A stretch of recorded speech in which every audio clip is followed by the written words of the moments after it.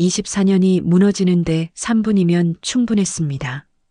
서울 강남구 5성급 호텔 로비, 저녁 7시 32분이었어요. 샹들리에 불빛이 대리석 바닥에 부드럽게 번졌습니다. 67세 노신사가 체크인 카운터 앞에 섰어요. 검은 정장을 단정하게 차려입은 모습이었습니다. 그때 금색 라인이 달린 유니폼을 입은 젊은 남자가 다가왔어요. 명찰에는 팀장 박세준이라고 쓰여 있었습니다. 차가운 공기가 로비에 흘렀어요. 노신사의 손이 미세하게 떨렸습니다. 심장이 빠르게 뛰기 시작했어요. 대기줄 뒤로 가시죠. 팀장의 목소리에 경멸이 묻어났습니다. 노신사는 한 발 뒤로 물러섰어요. 급하시면 다른 곳을 알아보세요. 주변 손님들의 시선이 노신사에게 쏠렸습니다. 손가락질하는 소리가 들렸어요. 요즘 어르신들 괜히 특혜만 찾으셔. 팀장이 동료에게 속삭였습니다. 우리 호텔이 복지관은 아니잖아. 노신사는 조용히 의자에 앉았어요. 표정은 흔들리지 않았습니다.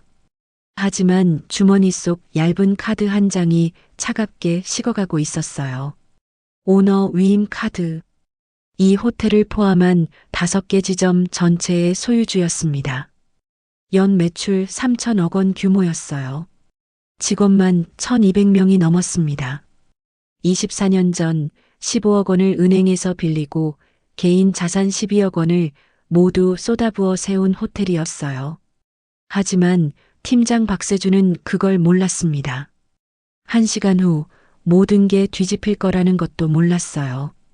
그리고 자신의 목에 칼이 들어와 있다는 것도요. 며칠 전으로 돌아가 봅니다. 서울 강남구 호텔 로비는 저녁 조명이 고르게 번져 있었습니다. 샹들리에가 천천히 흔들렸고요. 대리석 바닥이 밝게 빛났습니다. 저는 검은 정장을 단정하게 여미고 천천히 카운터로 다가갔어요. 오늘 같은 날엔 편하게 쉬고 싶었습니다.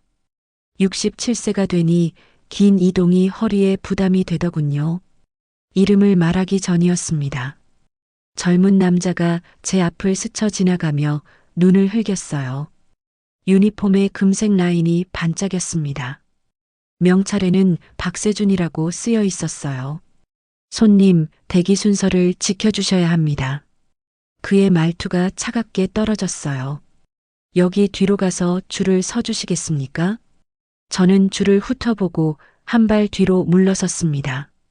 앞에 서 계신 분들이 5명쯤 되었어요. 죄송합니다만 체크인 안내 문자에 특별 배려 요청이 있다고 나와 있는데요. 저는 조심스럽게 말했습니다. 그런 건 저희 시스템에 없습니다. 그는 제 말을 자르며 손을 내저었어요. 문자를 잘못 보신 것 같은데 급하시면 다른 호텔을 알아보시는 게 어떨까요? 제 말이 끝나기도 전에 그는 어깨를 틀었습니다. 뒤쪽에서 기침 소리가 났어요. 작은 휠체어가 제 시야에 들어왔습니다. 회색 카디건을 걸친 여성이 손가락으로 로비 소파를 가리켰어요. 저기요, 저분 좀 봐드리면 안 될까요? 그녀의 목소리는 조심스러웠습니다. 오래 서 계시는 거 힘들어 보이시는데 먼저 처리해드리면 어떨까요? 프런트 옆에 서 있던 젊은 직원이 고개를 끄덕였어요. 팀장님, 저분 연세가 많으신 것 같은데요. 그 직원이 박세준에게 조심스럽게 말했습니다. 그러나 박세준은 고개를 뒤로 젖혔어요. 김대리, 규정은 규정입니다. 그는 손바닥으로 공기를 가르듯 흔들었어요. 노약자 배려는 물론 중요하지만 다른 손님들도 기다리고 계십니다. 그가 다시 말했습니다. 업무 순서를 지켜야 공정한 거 아니겠습니까? 순간 주변 시선이 저에게 모였어요. 따가운 눈길들이 등줄기를 훑었습니다. 저는 고개를 살짝 숙였어요. 괜찮습니다. 제가 저쪽에 앉아서 기다리고 있겠습니다. 의자에 앉는 동안 허리에 약한 통증이 번졌어요. 오래 서 있으면 통증이 심해지곤 했습니다. 하지만 말하지 않기로 했어요. 말 대신 숨을 고르며 로비의 동선을 살폈습니다. 엘리베이터 앞에서 벨보이가 객실 카드를 여러 장 묶어들고 있었어요. 정문에서 문이 열리고 습한 바람이 들어왔습니다. 밖에서는 차들이 줄지어 서 있었어요. 그때 제 뒤에서 낮게 속삭이는 소리가 들렸습니다.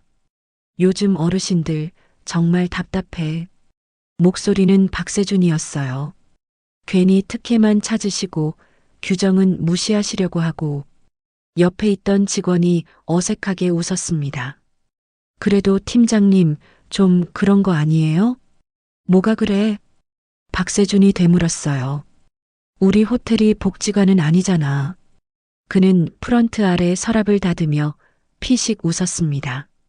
옆 직원이 더 이상 말을 잇지 못했어요. 저는 가만히 앉아 그 모습을 지켜봤습니다. 화를 내고 싶지는 않았어요. 나이 들면 이런 일이 한두 번이 아니니까요. 하지만 가슴 한편이 서늘해졌습니다. 체크인이 끝난 후 저는 라운지에 앉았어요.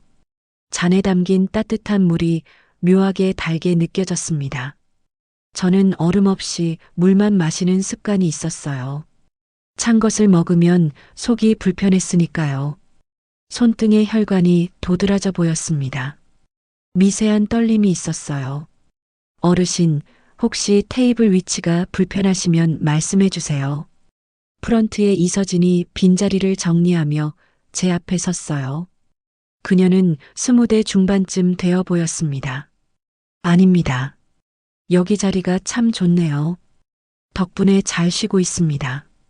아까 프런트에서는 정말 죄송했어요. 그녀는 목소리를 한층 더 낮췄어요. 팀장님이 요즘 업무 스트레스가 심하셔서 그런지 좀 예민하세요. 저는 미소로 답했습니다. 괜찮습니다. 사람은 누구나 예민할 때가 있는 법이지요. 그래도 손님한테 그렇게 대하면 안 되는 건데요. 그녀가 작게 한숨을 쉬었어요. 요즘 들어 더 심해지셨어요. 전에는 안 그러셨거든요. 그렇습니까? 저는 조용히 되물었습니다. 네, 한 6개월 전부터인가 갑자기 태도가 변하셨어요. 그녀가 작게 고개를 끄덕이고 자리를 떴어요. 하지만 속으로는 장면 하나가 맴돌았습니다. 카운터 아래에서 반쯤 열린 서랍이요. 안쪽에 접힌 금색 봉투와 작은 메모지가 보였어요. 그리고 박세준의 손목에 엇갈린 2개의 출입카드가 있었습니다. 하나는 직원용 카드였어요. 다른 하나는 임시 마스터 카드였습니다. 마스터 카드는 임원 승인 없이는 절대 쓰지 않는 거였어요. 그런데 지금 그의 손목에 있었습니다. 저녁이 깊어졌고 로비는 잔잔한 음악으로 가라앉았습니다. 저는 라운지 구석자리에서 사람들의 동선을 눈으로 따라갔어요. 하우스키핑 직원 2명이 서로 눈짓을 주고받았습니다. 오늘도 팀장님이 또 그러셨대요. 한 명이 작게 속삭였어요. 또요? 이번엔 누구한테? 신입 김대리요. 손님 앞에서 망신 주시더래요. 속삭임은 짧게 끊겼습니다. 이 호텔을 처음 세운 건 24년 전이었어요. 당시 저는 43이었습니다. 은행 대출 15억 원에 개인 자산 12억 원을 모두 쏟아부었어요. 설계 단계부터 직접 참여했습니다. 로비의 샹들리의 위치도 제가 정했어요. 여기 천장에서 3m 아래로 내려주세요. 설치 기사에게 말했습니다. 손님이 들어서면 가장 먼저 빛이 보이도록 해야 합니다. 보통은 더 높이 다는데요? 기사가 되물었어요. 높으면 웅장하지만 차갑습니다. 낮으면 따뜻하죠. 저는 그렇게 답했습니다. 엘리베이터 버튼 높이도 노인분들을 고려해 10cm 낮췄어요. 휠체어가 돌 수 있는 공간도 넉넉하게 설계했습니다. 대표님, 이렇게 하면 객실 수가 3개 줄어듭니다. 설계사가 말했어요. 괜찮습니다. 편의가 수익보다 먼저입니다. 첫 직원 채용 때는 이력서, 300장을 직접 읽었어요. 면접도 하루에 10시간씩 3일 동안 진행했습니다. 왜 호텔에서 일하고 싶으십니까? 첫 면접자에게 물었어요. 사람을 만나는 게 좋아서입니다. 사람을 만나는 것과 사람을 대하는 건 다릅니다. 저는 천천히 말했습니다. 사람을 대하는 마음이 서비스의 전부입니다. 첫 직원 교육 때 했던 말이었어요. 개업 첫 해에는 적자가 3억 원이었습니다. 그래도 직원 월급은 한 번도 밀리지 않았어요. 명절 보너스도 꼬박꼬박 챙겼습니다. 사장님, 올해는 재정이 좀 어려우시지 않습니까? 당시 총무팀장이 조심스럽게 물었어요. 어려워도 사람은 지켜야지요. 저는 그렇게 답했습니다. 직원이 무너지면 호텔도 무너집니다. 5년 차에 첫 흑자를 봤어요. 10년 차에 지점을 하나 더 냈습니다. 15년 차에 체인이 5개로 늘었어요. 직원들과 명절마다 떡을 나눠 먹었습니다. 이거 송편 정말 맛있네요. 한 직원이 웃으며 말했어요. 우리 어머니가 직접 만드신 겁니다. 저는 자랑스럽게 답했습니다. 결혼하는 직원에게는 축의금 200만 원씩 챙겼어요. 아이 낳은 직원에게는 육아휴직 1년을 보장했습니다. 대표님, 법정 휴직은 1년인데 저희는 18개월까지 가능합니다. 인사팀장이 보고했어요. 좋습니다. 아이를 키우는 게 얼마나 중요한 일입니까? 이 회사는 가족입니다. 송년회 때마다 저는 그 말을 반복했어요. 여러분이 행복해야 손님도 행복합니다. 그런데 지금은요. 그 순간 박세준이 자신 있게 걸어왔어요. 어르신 라운지는 주문이 있어야 이용하실 수 있는 공간입니다. 그는 제 잔을 내려다보았습니다. 물만 계속 드실 거면 로비 소파를 이용해 주시겠습니까? 저는 잔을 천천히 들었어요. 알겠습니다. 그럼 메뉴를 하나 주문하면 되겠습니까? 메뉴 주문은 최소 8,000원 이상입니다. 그의 눈썹이 위로 올라갔어요. 아니면 자리를 옮겨주시는 게 서로 편하실 것 같은데요. 작은 경멸이 문장 끝에 얹혔습니다. 저는 자리에서 천천히 일어났어요. 알겠습니다. 옮기도록 하지요. 그는 돌아서며 또다시 낮게 중얼거렸어요. 괜히 자존심만 세우시고 참. 저는 그의 뒷모습을 바라봤습니다. 그의 발걸음이 카운터로 향하는 동안 벽면 거울에 제 얼굴이 비쳤어요. 세월이 남긴 주름이 선명했습니다. 저는 그 주름을 손끝으로 눌러보았어요. 24년 전 이 건물 기초 공사 현장에 매일 나갔던 얼굴이었습니다. 한여름 땡볕 아래서 인부들과 함께 물을 마셨던 얼굴이요. 첫 손님을 맞이하며 90도로 허리를 숙였던 얼굴이었습니다. 그때는 허리가 아프지 않았어요. 지금은 조금만 서 있어도 통증이 왔습니다. 어두운 거울 속 제 표정은 흔들리지 않았어요. 하지만 가슴속 어딘가가 무겁게 가라앉았습니다. 나중을 생각하면 될 일이었어요. 로비 소파로 자리를 옮겼습니다. 앉으며 천장을 올려다봤어요. 저 샹들리에를 고를 때 독일 업체와 3개월간 이메일을 주고받았습니다. 가격을 깎으려는 게 아니었어요. 손님들이 가장 편안하게 느낄 수 있는 색온도를 찾으려고요. 결국 2800K로 결정했습니다. 너무 밝으면 눈이 부시고 너무 어두우면 불안하니까요. 벽면의 대리석도 직접 이탈리아까지 가서 골랐어요. 미끄럽지 않으면서도 품격 있는 재질을 찾느라 2주를 보냈습니다. 모든 게 손님을 위한 선택이었어요. 그런데 지금 이 호텔은 손님을 어떻게 대하고 있을까요? 손등의 혈관이 더 도드라져 보였습니다. 손가락 끝이 차가워졌어요. 분노는 아니었습니다. 그보다는 서운함에 가까웠어요. 다음 날 아침 저는 식당 입구에서 줄을 섰습니다. 주말이라 손님이 많았어요. 객실 번호요. 안내 직원이 명단을 확인했습니다. 김도연님, 네. 동반인은요?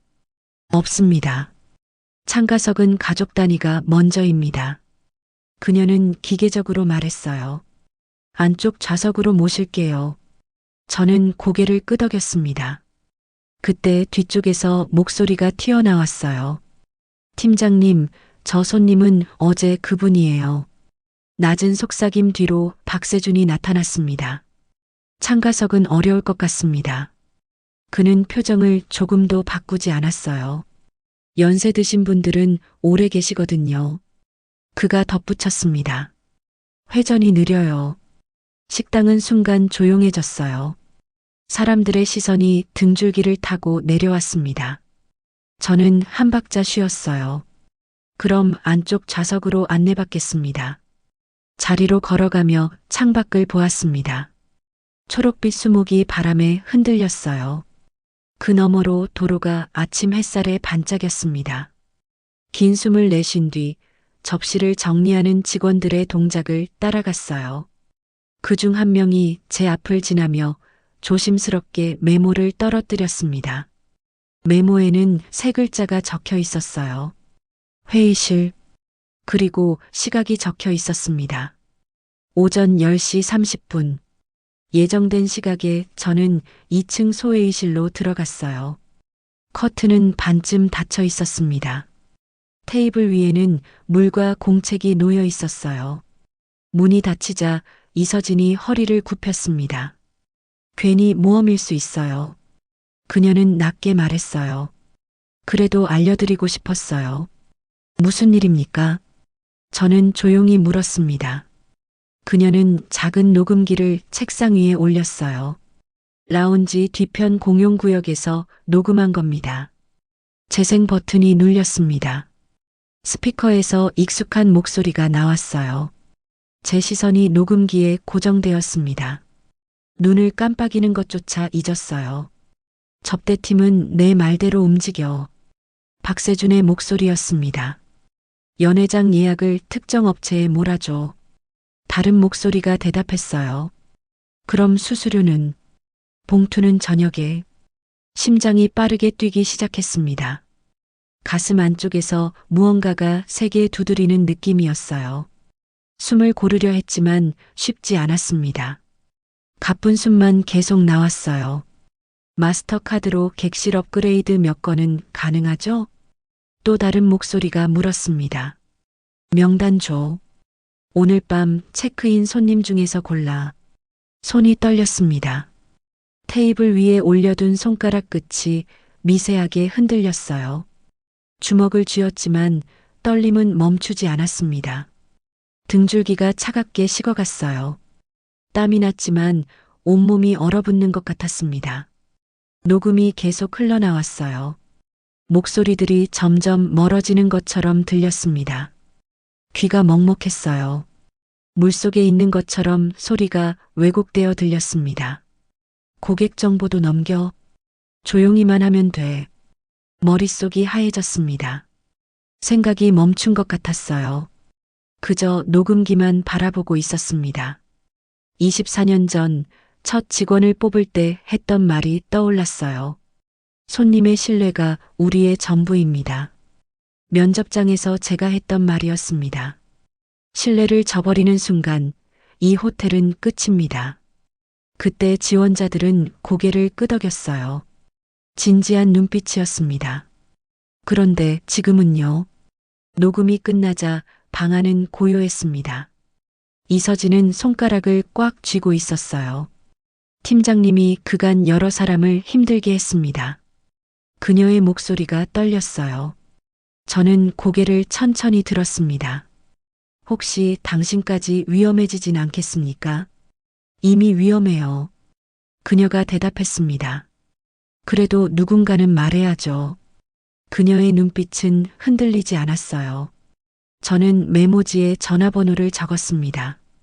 손이 여전히 떨렸지만 글씨는 또렷했어요. 혹시 일이 커지면 여기로 연락을 주세요. 그녀의 시선이 번호 위에 멈췄습니다. 이 번호 어디 소속이죠? 조금 뒤에 알게 될 겁니다.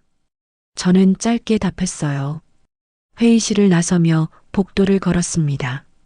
다리에 힘이 제대로 들어가지 않았어요. 벽을 짚고 천천히 걸어야 했습니다. 어제 봤던 금색 봉투가 떠올랐어요. 카운터 아래 서랍 속 봉투였습니다. 그리고 박세준의 손목에 있던 마스터 카드요.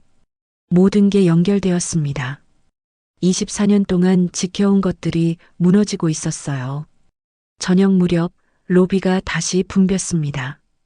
저는 소파에 앉아 신문을 넘기는 신용을 했어요. 하지만 시선은 신문이 아닌 다른 곳을 향했습니다. 시야의 가장자리를 통해 카운터의 움직임을 추적했어요. 박세준이 직원 2명을 데리고 어딘가로 향했습니다. 그는 라운지 구석에서 누군가와 만났어요. 양복을 입은 중년 남자였습니다. 손을 빠르게 흔들며 대화를 나누더군요. 이서진은 프런트에서 눈을 내리깔고 서류를 정리했습니다.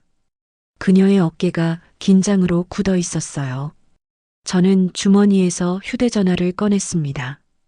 저장된 번호를 찾아 메시지를 보냈어요. 내일 오전 9시 이 호텔로 와주십시오. 긴급 사안입니다. 받는 사람은 본사 운영이사 김현우였습니다. 그는 제가 5년 전 직접 승진시킨 사람이었어요. 신뢰할 수 있는 몇 안 되는 임원이었습니다. 답장이 곧바로 왔어요. 알겠습니다. 무슨 일이십니까? 직접 보여드리는 게 빠를 것 같습니다. 중대한 내부 문제입니다. 저는 답하고 전화를 주머니에 넣었습니다. 그때 휴대전화가 다시 진동했어요.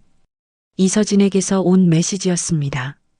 오늘 저녁 7시 라운지 구석 테이블에서 또 만남이 있다고 들었습니다. 저는 시계를 확인했어요. 6시 48분이었습니다. 12분 후였습니다.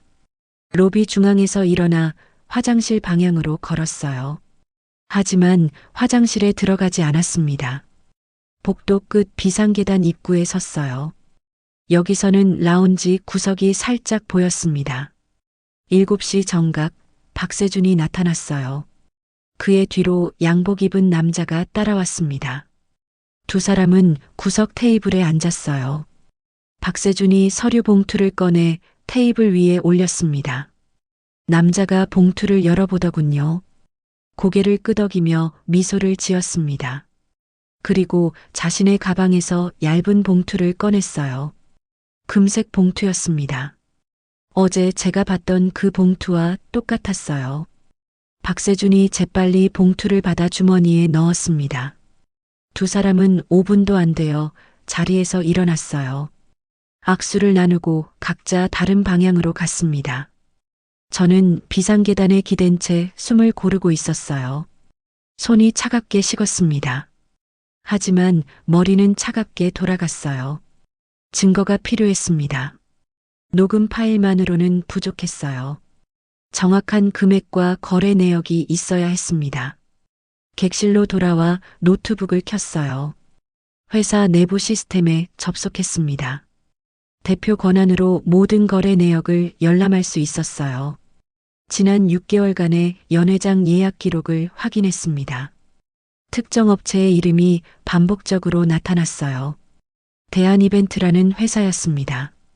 월 평균 15건의 예약이었어요. 다른 업체들은 월 평균 2건에서 3건 정도였습니다. 명백한 편중이었어요. 객실 업그레이드 내역도 확인했습니다.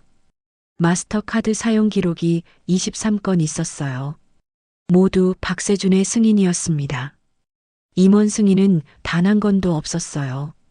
규정을 완전히 무시한 거였습니다. 저는 화면을 천천히 스크롤했어요. 업그레이드된 객실 고객 명단을 보았습니다. 그중 절반 이상이 대한이벤트 관련 인물이었어요. 모든 게 연결되고 있었습니다. 파일을 USB에 저장했어요. 출력도 세부씩 했습니다. 증거는 여러 곳에 보관해야 했어요. 휴대전화를 다시 꺼내 들었습니다. 법무법인 정산에 이메일을 보냈어요. 김정민 변호사님, 긴급 자문이 필요합니다. 이메일의 상황을 간략히 정리했습니다. 직원 해임 건입니다. 금품 수수 및 업무상 배임 혐의가 있습니다. 증거는 녹음 파일, 거래 내역, CCTV 영상이 확보되어 있습니다. 내일 오전 중 통화 가능하십니까? 보내기 버튼을 눌렀어요. 새벽 1시가 넘었습니다. 창밖으로 도로의 불빛이 희미하게 흘렀어요. 저는 의자에 기대어 눈을 감았습니다. 24년 전이 떠올랐어요. 첫 손님을 맞이하던 날이었습니다. 이 호텔은 실내로 세워졌습니다. 개업식에서 제가 했던 말이었어요. 실내는 하루아침에 무너질 수 있지만 다시 쌓는 데는 평생이 걸립니다. 그때 박수가 쏟아졌습니다. 직원들의 눈빛이 진지했어요. 그런데 지금은 그 신뢰가 돈으로 거래되고 있었습니다. 눈을 떴어요. 결심이 섰습니다. 이제 망설일 시간이 없었어요. 내일 아침 모든 게 시작될 것입니다. 저는 자리에서 일어나 창문을 열었습니다. 새벽 공기가 차갑게 들어왔어요. 도로 위로 청소차가 천천히 지나갔습니다. 휴대전화를 들고 메시지를 확인했어요. 김현우에게서 답장이 와 있었습니다. 오전 9시에 도착하겠습니다. 준비하겠습니다. 저는 시계를 봤어요. 6시간 후였습니다. 그 시간 동안 해야 할 일이 있었어요. 아침 7시 저는 호텔 비즈니스 센터에 앉았습니다. 컴퓨터를 켜고 이메일을 열었어요. 법무법인 정산에서 답장이 와 있었습니다. 대표님, 메일 확인했습니다. 8시에 전화드리겠습니다. 정확히 8시 전화벨이 울렸습니다. 대표님, 김정민입니다. 어떤 상황이십니까? 김 변호사의 목소리였어요. 그는 저희 회사 고문 변호사로 15년 동안 함께 일해온 사람이었습니다. 직원 해임 건입니다. 증거는 모두 확보했습니다. 저는 간단히 말했어요. 금품 수수, 업무상 배임, 고객정보 유출 혐의입니다. 녹음 파일과 거래 내역이 모두 있습니까? 있습니다. 6개월치 거래 기록과 CCTV 영상, 목격자 진술까지 확보했습니다. 그 정도면 법적으로 문제 없습니다. 김 변호사가 확답했어요. 즉시 해임 가능합니다. 다만 절차를 밟아야 하니 해임 통보서는 제가 작성해서 보내드리겠습니다. 감사합니다. 오전 중에 받을 수 있겠습니까? 9시까지 이메일로 보내드리겠습니다. 혹시 상대방이 부당해고로 소송을 제기하면 어떻게 됩니까? 증거가 명확하면 승소 가능성 99%입니다. 그가 자신있게 답했어요. 오히려 회사가 손해배상 청구를 역으로 할 수도 있습니다. 전화를 끊고 저는 다음 번호를 눌렀어요. 본사 인사팀장이었습니다. 여보세요, 대표님. 이른 시간에 무슨 일이십니까? 박 팀장, 긴급 인사 조치가 필요합니다.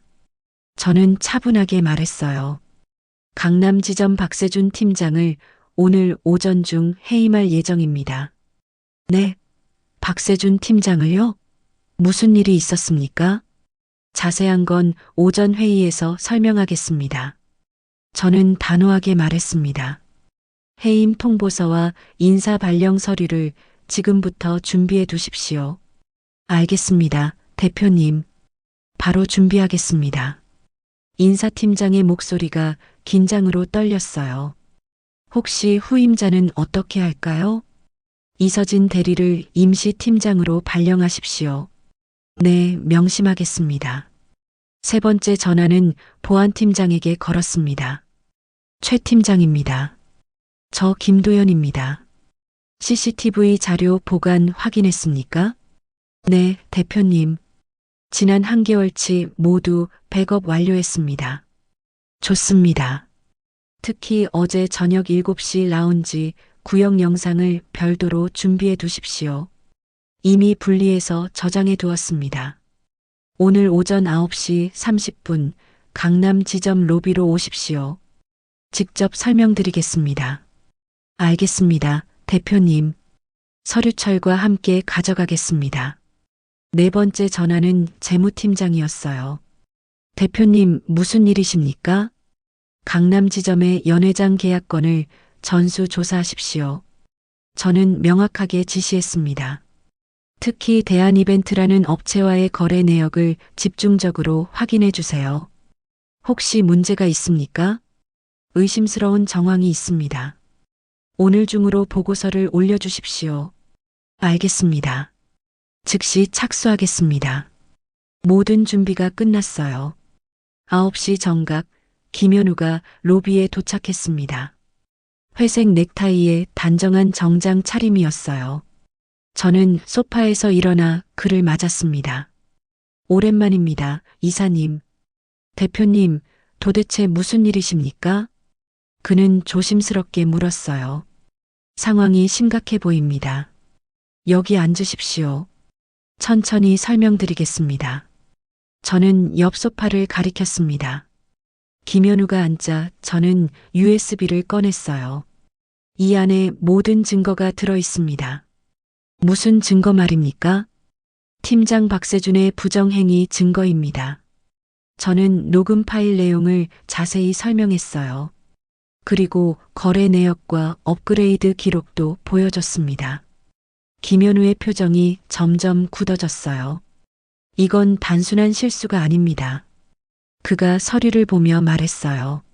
명백한 배임이고 횡령입니다. 그렇습니다. 그래서 오늘 처리하려고 합니다. 저는 고개를 끄덕였어요. 대표님이 직접 하시겠다는 말씀이십니까? 그렇습니다. 제가 직접 받고 제가 직접 끝내야 합니다. 저는 단호하게 말했습니다. 24년 동안 지켜온 원칙을 저 혼자 무너뜨릴 수는 없습니다. 김현우가 잠시 침묵했어요. 그리고 조심스럽게 물었습니다. 혹시 다른 지점도 점검해야 하지 않을까요? 당연합니다. 전 지점 전수 조사를 지시하십시오. 저는 솔직하게 답했어요. 이번 주 내로 모든 지점의 내부 감사를 시작하십시오. 알겠습니다. 바로 준비하겠습니다. 그가 고개를 숙였습니다. 사실 저는 알고 있었어요. 5개 지점 전체를 소유하고 있다는 걸요. 연 매출 3천억 원 규모의 기업이었습니다. 직원만 해도 1200명이 넘었어요. 그중 단 한 명의 일탈도 용납할 수 없었습니다. 호텔은 신뢰로 서는 곳입니다. 저는 천천히 말했어요. 신뢰가 무너지면 24년이 한순간에 사라집니다. 김현우가 눈을 마주쳤습니다. 명심하겠습니다, 대표님. 오늘 이후 모든 지점에 윤리 교육을 다시 실시하십시오. 네, 즉시 일정을 잡겠습니다. 그리고 내부 고발 시스템을 강화하십시오. 직원들이 안전하게 제보할 수 있어야 합니다. 알겠습니다. 익명 제보 채널을 새로 만들겠습니다. 저는 창밖을 봤어요. 아침 햇살이 로비에 가득 들어왔습니다. 24년 전 이 자리에 처음 섰을 때가 떠올랐어요. 텅 빈 로비였습니다. 공사 먼지가 아직 가시지 않았었어요. 이곳이 사람들의 쉼터가 되었으면 좋겠습니다. 건축가에게 했던 말이었습니다. 피곤한 사람이 편히 쉬고 외로운 사람이 위로받고 나이 든 사람이 존중받는 곳이요. 그때의 마음은 지금도 변하지 않았어요. 과연 오늘 그 마음을 다시 세울 수 있을까요? 로비가 다시 붐비기 시작했습니다. 저는 소파에 앉아 신문을 펼쳐 들었어요. 시야의 가장자리로 카운터를 지켜봤습니다. 박세준이 직원 2명에게 지시를 내리고 있었어요. 그의 표정은 여전히 자신만만했습니다. 9시 20분 엘리베이터 문이 열렸어요. 김현우가 정장을 차려입고 내렸습니다. 그는 저와 눈을 마주치지 않은 채 로비 중앙까지 걸어왔어요. 저도 자리에서 천천히 일어났습니다. 샹들리에 아래로 걸어가 발걸음을 멈췄어요. 대리석 위로 빛이 길게 흘렀습니다. 바로 그 순간 박세준이 정면에서 다가왔어요. 그의 표정은 자신감으로 가득했습니다. 여기서 소란이 있었다고 들었습니다. 김현우가 낮은 목소리로 말했어요. 노인 손님 한 분이 부당 대우를 받으셨다고요. 오해입니다. 박세준이 먼저 나섰습니다. 서비스 기준을 지킨 것뿐이에요. 기준은 손님을 모욕하라고 있는 게 아닙니다. 김현우의 시선이 제게로 넘어왔어요. 저는 천천히 주머니에 손을 넣었습니다. 얇은 카드를 꺼내 로비 조명 아래로 들어 올렸어요. 매트한 질감의 카드에 간단한 문구가 새겨져 있었습니다. 오너 위임 카드. 주변의 공기가 눈에 보이듯 흔들렸어요. 박세준의 눈동자가 크게 열렸습니다. 저게 뭐죠? 권한 위임 증서입니다. 김현우가 고개를 숙였어요. 대표님, 오랜만에 뵙습니다. 반갑습니다. 저는 짧게 미소를 보였습니다. 여기는 어떻게 운영되고 있습니까? 곧 설명드리겠습니다. 박세준은 제 얼굴을 처음 보는 사람처럼 훑어봤어요. 그의 뺨에서 혈색이 빠져나갔습니다. 설마 농담이시죠? 그는 억지로 웃음을 지었어요. 어제도 오늘도 저는 규정대로 했을 뿐입니다. 규정을 가장 많이 아는 사람이 가장 많이 악용하기도 하지요. 제 목소리는 흔들리지 않았습니다. 여기는 호텔입니다. 저는 한 단어씩 또렷하게 말했어요. 사람을 쉬게 하는 곳이지 줄 세워 굴복시키는 곳이 아닙니다. 김현우가 손짓을 하자 보안팀장이 다가왔어요. 그의 손에는 서류철이 들려 있었습니다. 내부 감사를 통해 확인된 사안입니다. 김현우가 차분히 읽었어요. 외부 업체와의 부당한 거래 정황이 있습니다. 그는 다음 장을 넘겼어요. 특정 고객에 대한 불법 업그레이드 23건입니다. 서류를 한 장 더 넘겼습니다. 금품 수수 의심 정황도 확인되었습니다. 서류 가장 아래에는 녹취록 요약이 붙어 있었어요. 필요하시면 전체 녹음 파일을 들려드리죠. 목소리가 끝나기도 전에 로비에 웅성거림이 퍼졌습니다. 박세준의 표정이 구겨졌어요. 이건 누군가의 모함입니다. 모함이라 하시니 다행이군요. 제가 고개를 천천히 들었습니다. 모함이라면 곧 진실이 드러날 테니까요. 잠시 침묵이 흘렀어요. 저는 그의 이름을 불렀습니다. 박세준 씨, 당신은 어제 제 앞에서 예의를 버렸습니다. 나이가 면제부는 아닙니다. 그가 날카롭게 대꾸했어요. 저는 특혜를 요구하지 않았습니다. 저는 한 단어씩 끊어 말했습니다. 다만 사람 대 사람으로 대하라고 말하고 싶군요. 그는 눈을 내리깔았다가 다시 들었어요. 그래서 어떻게 하시겠습니까? 오늘로 그만두세요. 제 목소리는 낮게 가라앉았습니다. 당신의 권한은 지금 이 순간부터 정지됩니다. 김현우가 봉투에서 서류를 꺼내 내밀었어요. 해임 통보서입니다. 로비는 고요했습니다. 샹들리에가 아주 천천히 흔들렸어요. 그때 프런트 쪽에서 박수가 한 번 터졌다 멈췄습니다. 누가 먼저 시작했는지 알 수 없었어요. 그러나 곧 여러 손뼉이 겹겹이 얹혔습니다. 박세준은 입술을 깨물었어요. 제가 떠나면 이 호텔이 더 나아질 거라고 생각하십니까? 사람을 존중하면 모든 게 나아집니다. 저는 짧게 대답했어요. 그게 시작입니다. 그는 말없이 명찰을 풀었습니다. 금색 라인이 달린 유니폼이 유난히 어두워 보였어요. 그는 마지막으로 저를 보았습니다. 기억하겠습니다. 그리고 조용히 돌아섰어요. 대리석 바닥 위로 그의 발자국이 길게 남았다가 사라졌습니다. 사건이 정리된 후 로비는 빠르게 제자리를 찾았어요. 저는 라운지 구석 자리에 앉았습니다. 이서진이 차를 가져왔어요. 제스민 향이 은은하게 퍼졌습니다. 수고 많으셨습니다. 그녀는 잔을 제 앞에 놓았어요. 오늘 있었던 일은 기록으로 남길 겁니다. 김현우가 옆에 서서 말했습니다. 인사 규정과 윤리 규정을 다시 세팅하겠습니다. 저는 창밖을 보았어요. 도로 위로 햇빛이 반사되어 흘렀습니다. 규정은 사람을 지키기 위해 있습니다. 저는 잔을 들었다가 천천히 내려놓았어요. 그리고 예의는 우리가 서로를 지키는 마지막 안전망이지요. 김현우가 고개를 끄덕였습니다. 명심하겠습니다. 이서진이 조심스럽게 물었어요. 그럼 대표님은 자주 오시나요? 자주는 아니지요. 저는 미소를 지었습니다. 필요할 때만 오면 됩니다. 그녀의 어깨가 조금 내려갔어요. 고맙습니다. 오늘은 당신이 용기를 냈습니다. 저는 눈을 맞추었어요. 그 용기가 호텔을 바꿉니다.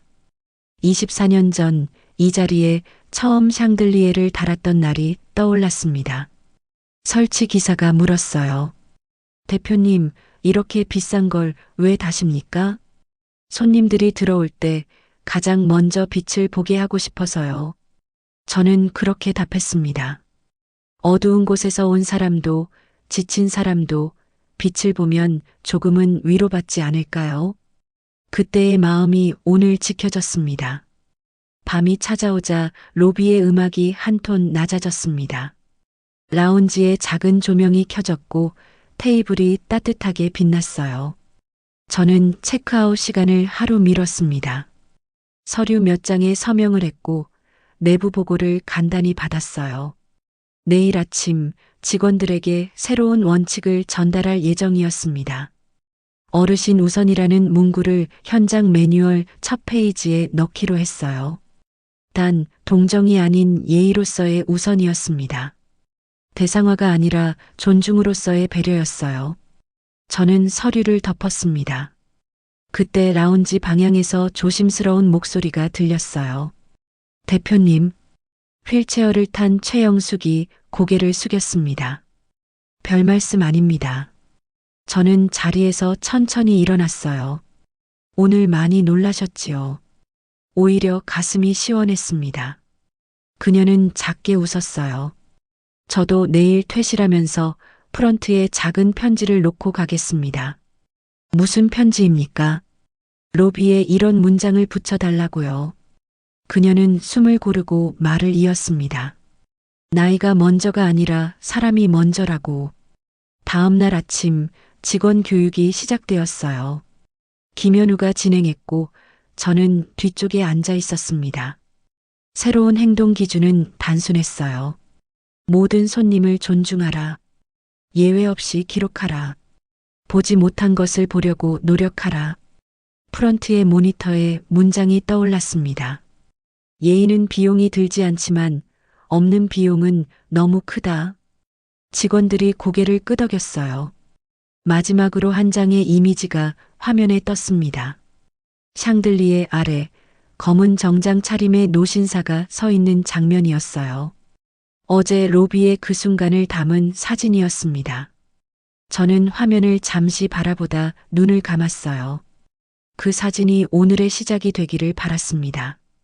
체크아웃을 마치고 문을 나서기 전 이서진이 작은 봉투를 내밀었어요. 손편지입니다. 봉투에는 단정한 글씨가 적혀 있었습니다. 대표님께.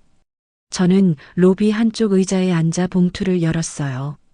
종이에는 한 줄이 또렷했습니다. 품격은 계급에서 나오지 않고 사람을 대하는 태도에서 나온다. 저는 그 문장을 2번 읽었어요. 샹들리에의 빛이 종이 위에 부드럽게 번졌습니다.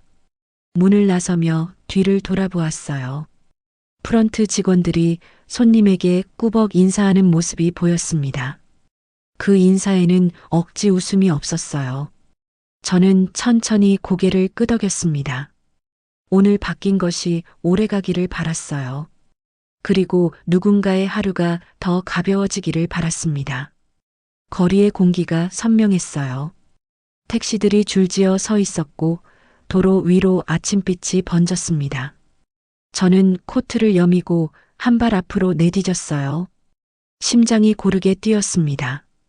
67세의 몸은 여전히 무거웠어요. 어제 오래 서 있던 허리가 아직도 욱신거렸습니다. 하지만 마음은 가벼웠어요.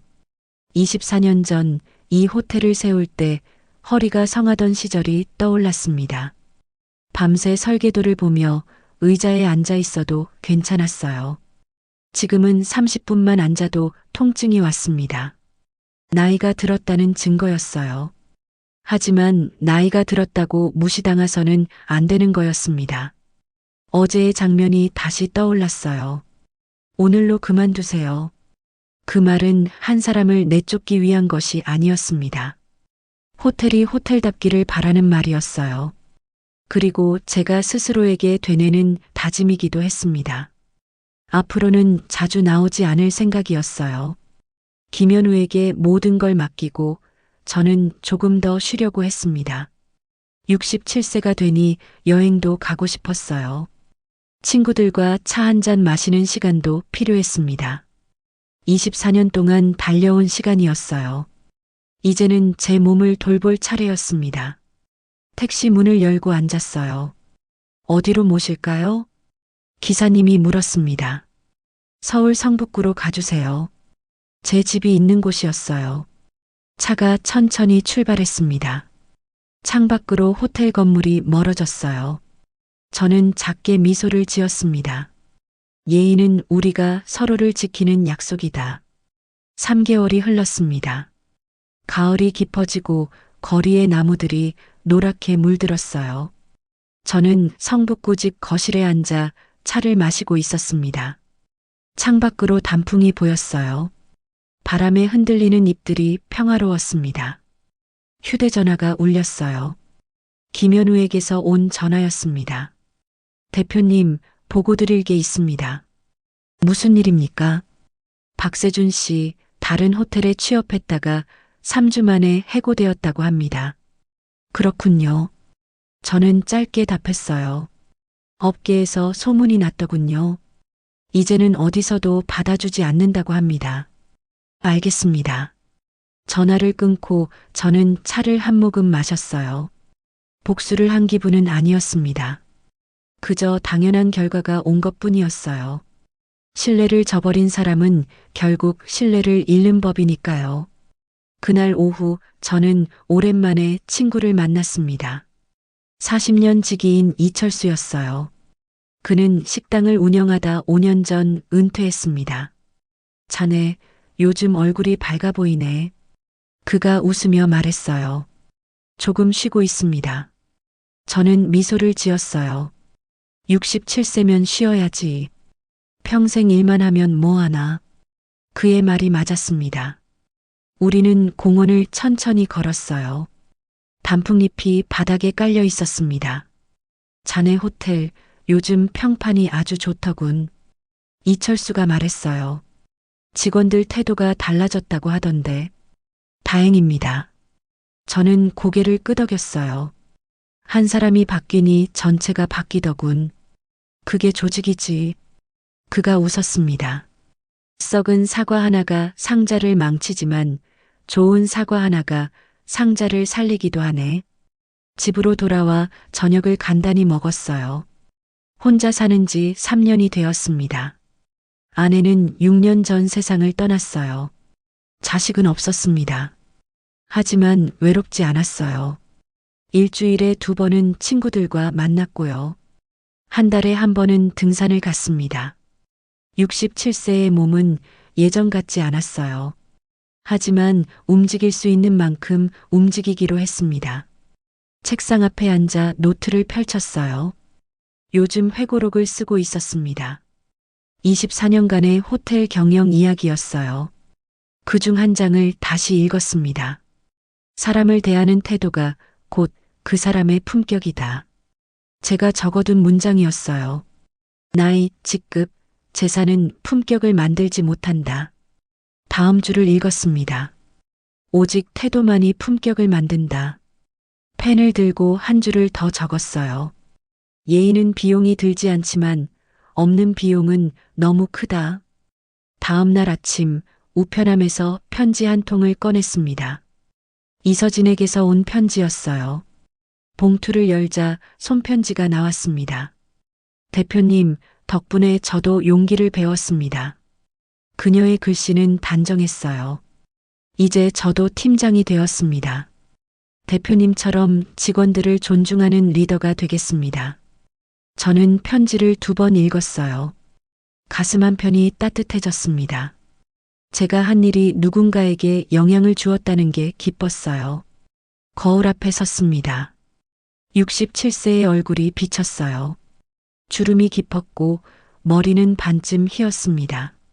하지만 눈빛만은 또렷했어요. 아직 할 일이 남았구나. 거울 속 제가 말하는 것 같았습니다. 저녁 창밖으로 노을이 번졌어요. 하늘이 붉게 물들었습니다. 저는 소파에 앉아 그 노을을 바라봤어요. 24년 전 호텔 로비 창문을 설계할 때가 떠올랐습니다. 서쪽에 큰 창을 내주세요. 건축가에게 부탁했었어요. 노을이 들어와야 손님들이 하루를 마무리할 수 있습니다. 그때의 마음이 지금도 변하지 않았어요.